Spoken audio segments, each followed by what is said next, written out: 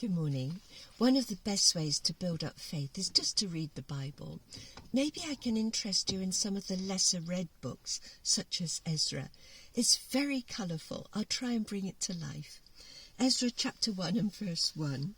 It says, "In the first year of Cyrus, king of Persia, that the word of the Lord by the mouth of Jeremiah might be fulfilled." And straight away we have the fulfillment of prophecy to help our faith. So the Lord stirred up the spirit of Cyrus, king of Persia, so that he made a proclamation throughout all his kingdom and also put it in writing. Now that's important, and we'll come back to that in a moment. So Cyrus said this: "The Lord, the God of heaven, has given me all the kingdoms of the earth, and he has charged me to build him a house in Jerusalem in Judah." Now, I don't know how the Lord stirred up Cyrus, but it's possible that the exiles showed him Jeremiah's prophecy, which named Cyrus as the one who would rebuild the temple. So anyway, Cyrus gave them the authority to go back to Jerusalem to rebuild. Anybody who wanted, and those who couldn't go, maybe they could help with gold, silver and provisions. So the heads of the fathers of the houses of Judah and Benjamin and the priests and the Levites, they all got together and got a big band of people to go. Now there's a list of them in chapter 2, which we won't go into for the moment. But verse 64 says that the whole assembly together, well, it was over 50,000 plus camels, sheep, goats and so on. Now, I'm just going to quickly show you a map of how difficult it was to get back there.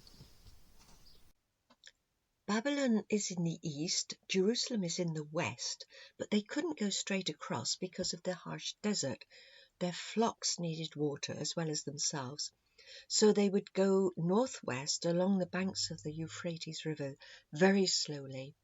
A journey of about 900 miles. So it seems that they travelled in the winter and spent the summer settling in, because it says when the 7th month came, that's autumn, the children of Israel were in the towns. The people gathered as one man to Jerusalem, and they started to rebuild the temple. They were going to lay its foundation. Now this was a very joyful time, and it says that the Levites and the priests came together with cymbals and trumpets according to the direction of David, the king of Israel. And they were saying that the Lord is good, his steadfast love endures forever towards Israel. Now it says in verse 12, "But many of the priests and Levites and heads of the fathers' houses, old men who had seen the first house, they were the ones who'd seen Solomon's temple and possibly had seen it destroyed. They were, with a loud voice, they were weeping when they saw the foundation of the house being laid, where many were shouting aloud for joy," so that you couldn't tell the difference between the sound of the joyful shout and the sound of the people weeping. That's what we will be like when the kingdom comes, and everything will have been put right. From then on, things went downhill, of course. The Samaritans, who said to the Jews, "Let us come and help you build, because we serve your God the same as you do." Well, now that wasn't true. On the side, they worshipped Yahweh or Jehovah, but they mainly worshipped their own gods. And Zerubbabel, the governor, could not allow any corruption to come into the building of the temple. So it says in chapter 4 and verse 4 that the people of the land discouraged the people of Judah, made them afraid to build, and they were bribing councillors to frustrate them. Nasty people. This was all the days of Cyrus, the king of Persia, until the reign of Darius, the king of Persia. Now that was Darius the Great, not the Darius the Mede who knew Daniel. Now in between Cyrus and Darius the Great, there was 12 years, and there were probably about 3 other kings, one of whom was Artaxerxes. So the Samaritans wrote to Artaxerxes, and here we have the false accusation, how to do it and how to make it believable. First of all, they left out the fact that Cyrus had ordered the rebuilding of the temple. There would be no record of it as far as we knew.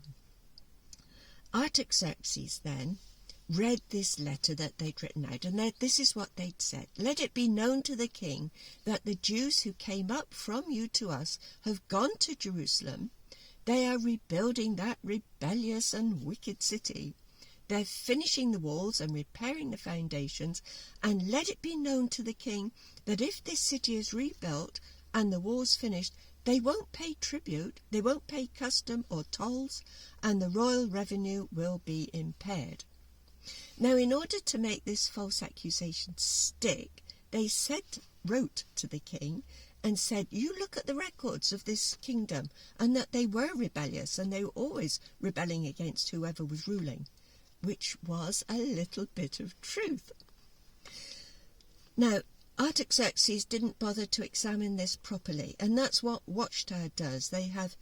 Artaxerxes had numerous witnesses writing and saying, "This is a rebellious city, they won't pay tribute."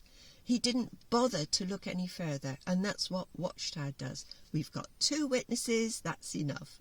Watchtower, take note, because this stopped the building of the temple work for nearly 12 years. So God raised up Haggai, Zechariah and Zerubbabel to ask the Jews to come on, let's start rebuilding this temple. Now, by this time, there was a governor called Tattenai, and he seems to be quite reasonable. So he comes to them and he says, "Why are you starting this building work? Give me your names." And so they explained to him about Cyrus, who had ordered the building of the temple. Tattenai wrote to the king, and by this time the king was Darius the Great, who seems to be very reasonable. And he explains the situation, and would he please look at the records to see, did Cyrus say that they were to rebuild? Darius orders the search. Now, they can't do a Google search. They had to go through all these papyri scrolls, and they were in Ecbatana, the capital, to see could they find this one scroll, and they did find it. And it was plain as day, written down as Cyrus had ordered it, that they were to go back to Jerusalem and rebuild the temple. Darius then gives orders to Tattenai, the governor, to say, "Look, we're going to pay for this out of the king's money, and I want you to oversee the giving of them money for the preparation of this temple, and provide food for them and everything." The temple got rebuilt reasonably quickly. And it's important to note that Jerusalem itself wasn't rebuilt. And that's important. It was quite a long time later before the city got rebuilt. And it's important distinction because of a prophecy that Daniel made about the rebuilding of Jerusalem, which we'll look at some other time. So our faith is renewed, Bible prophecy gets fulfilled. The prophecies that we're looking forward to today will be fulfilled, and very shortly. God bless you all.